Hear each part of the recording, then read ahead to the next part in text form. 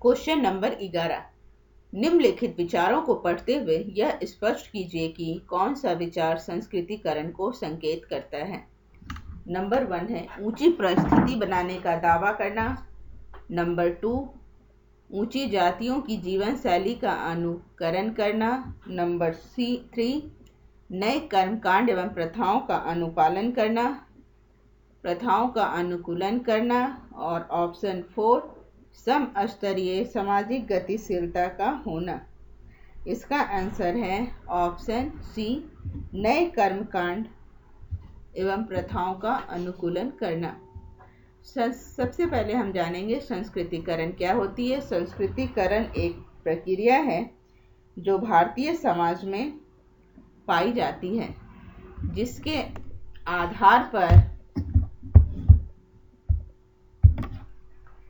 संस्कृतिकरण वह प्रक्रिया है जिसके द्वारा कोई निम्न हिंदू जाति या कोई जनजाति अथवा कोई अन्य समूह किसी उच्च या प्राय द्विज जाति की दिशा में अपने रीति रिवाज, कर्मकांड, विचारधारा और जीवन की पद्धति को बदलता है।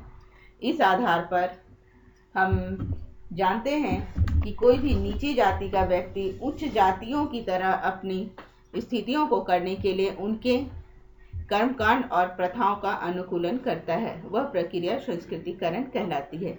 इस आधार पर ऑप्शन 3 इसका आंसर होगा, नए कर्मकांड एवं प्रथाओं का अनुकूलन करना। Question number 12। निम्न में से कौन सा सामाजिक विज्ञानी ने राजनीतिक समाजीकरण की अवधारणा को प्रस्तुत किया है।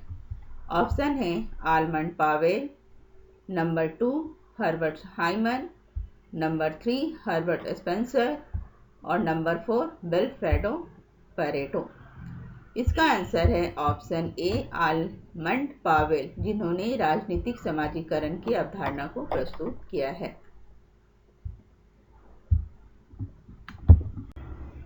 Question number 13। सूची 1 को सूची 2 से सुमेलित कीजिए। इसमें हमें देखना है ये कुछ सिद्धांत हैं जिसे किन समाजशास्त्रियों ने दिया है।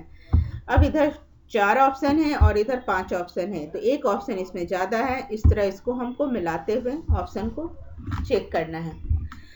सबसे पहले हमें पता है स्व का आत्मदर्पण का सिद्धांत CH कुले ने दिया है। तो A का 5, यहाँ पर A का 5 किस ऑप्शन में आ रहा है, सपोज इसमें आ रहा है, तो इसके दूसरे ऑप्शन हम देखेंगे। A के 5 और किसी में नहीं आ रहे हैं, तो ये एक ट्रिक यहाँ पर यह हो जाता है कि सपोज मान लीजिए अलग से अगर ये 3 सिद्धांत आपको नहीं याद है कि किस समाजशास्त्री ने दिया है और चारों में से कोई एक ऑप्शन भी अगर आपको आ रहा है और ये ऑप्शन से टच कर रहा है तो आप उस पर टिक लगा सकते हैं। सपोज जैसे A का 5 यहाँ पर सिर्फ A में ऑप्शन है और किसी में भी नहीं है, और ये 3 सिद्धांत आपको नहीं याद है, तो उस आधार पर भी आप A का 1 लगा सकते हैं। तो चलिए आगे हम देखते हैं। बी में है अलगाववाद का सिद्धांत, जो है कार्ल मार्क्स ने दिया है, और सांस्कृतिक विलंबता का सिद्धांत विलियम आगवन ने दिया है। और ऑप्शन डी प्रत्यक्षवाद का सिद्धांत अगस्त कॉम्ट ने दिया है। तो इस तरह के क्वेश्चन को करने समय हमें ये ट्रिक भी ध्यान में रखना चाहिए। चलिए next question number 14।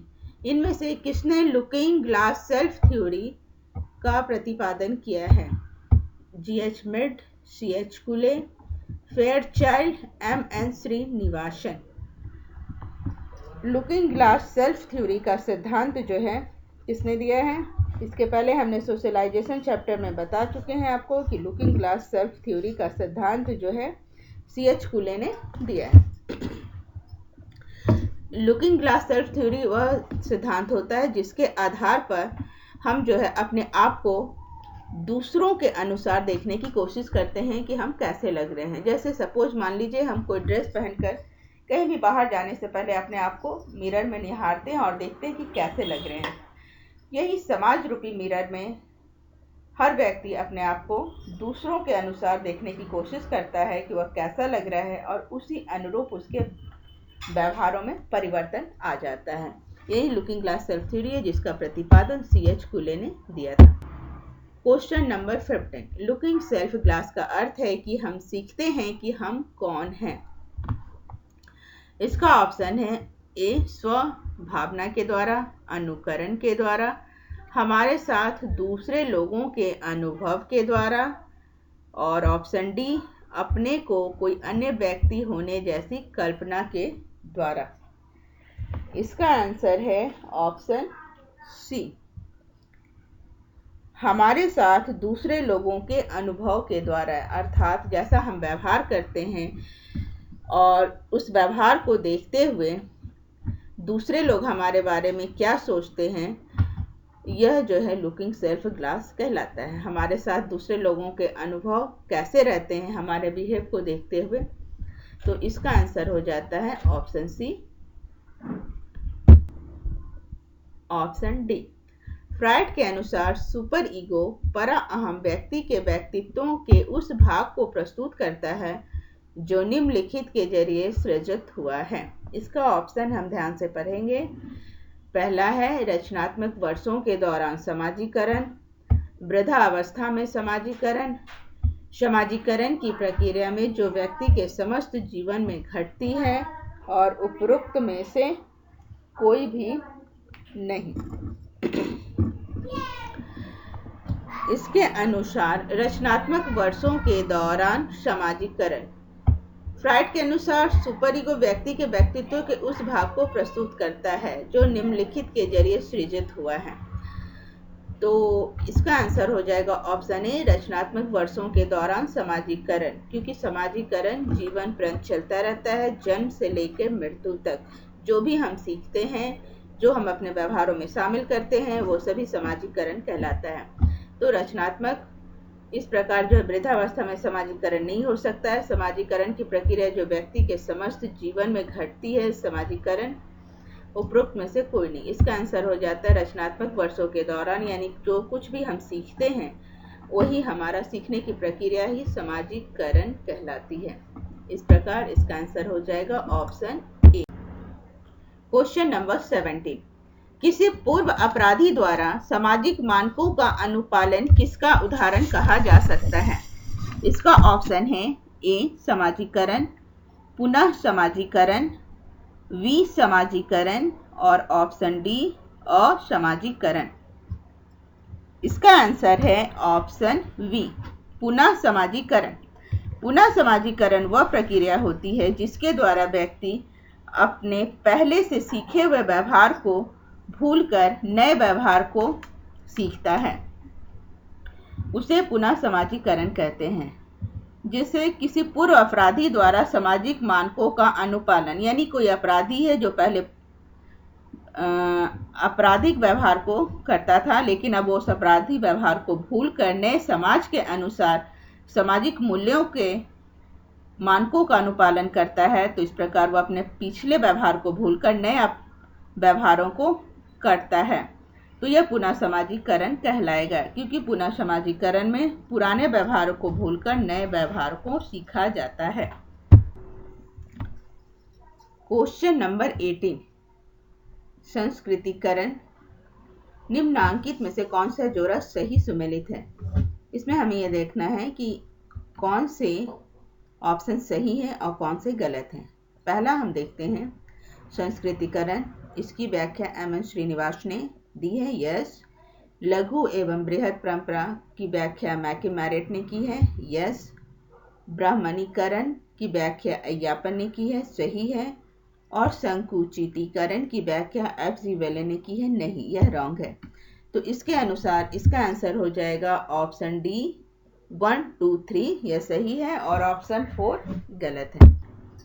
Question number 19, M N Srinivas ने निम्नांकित में से किस अवधारणा में सामाजिक एवं सांस्कृतिक परिवर्तन की प्रक्रिया के रूप में जाति गतिशीलता की व्याख्या की है? ऑप्शन है संस्कृतिकरण, लौकिकीकरण, पश्चिमीकरण और आधुनिकीकरण। इसका आंसर है ऑप्शन सी, पश्चिमीकरण। पश्चिमीकरण क्या होता है, सबसे पहले हम यह जानेंगे। पश्चिमीकरण भारतीय जनजीवन, समाज और संस्कृति के विभिन्न पक्षों में पश्चिमी संस्कृति के संपर्क से आने वाले परिवर्तन को पश्चिमीकरण के नाम से जाना जाता है। पश्चिमीकरण की प्रक्रिया का प्रभाव विभिन्न क्षेत्रों में हुआ है। चाहे वह धार्मिक हो, सामाजिक हो, राजनीतिक, साहित्यिक, शिक्षा, आर्थिक, विभिन्न क्षेत्रों में पश्चिमीकरण पश्चिमी संस्कृति के संपर्क में आने से परिवर्तन हुआ है। खासकर पश्चिमीकरण ने जातिगत विभेद को कम करने की दिशा में महत्वपूर्ण भूमिका निभाई है। इस प्रकार सामाजिक और सांस्कृतिक परिवर्तन के रूप में जाति गतिशीलता की व्याख्या पश्चिमीकरण के रूप में कही जा सकती है। तो इसका आंसर है ऑप्शन सी, पश्चिमीकरण। क्वेश्चन नंबर 12, निम्न में से कौन सा सामाजिक विज्ञानी ने राजनीतिक समाजीकरण की अवधारणा को प्रस्तुत किया है? ऑप्शन है Almond Powell, number 2 Herbert Hyman, number 3 Herbert Spencer और नंबर 4 विल्फ्रेडो पैरेटो। इसका आंसर है ऑप्शन ए, आलमंड पावेल, जिन्होंने राजनीतिक समाजीकरण की अवधारणा को प्रस्तुत किया है।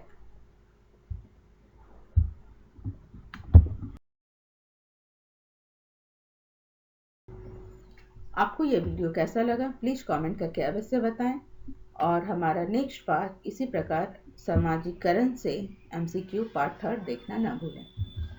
Thank you.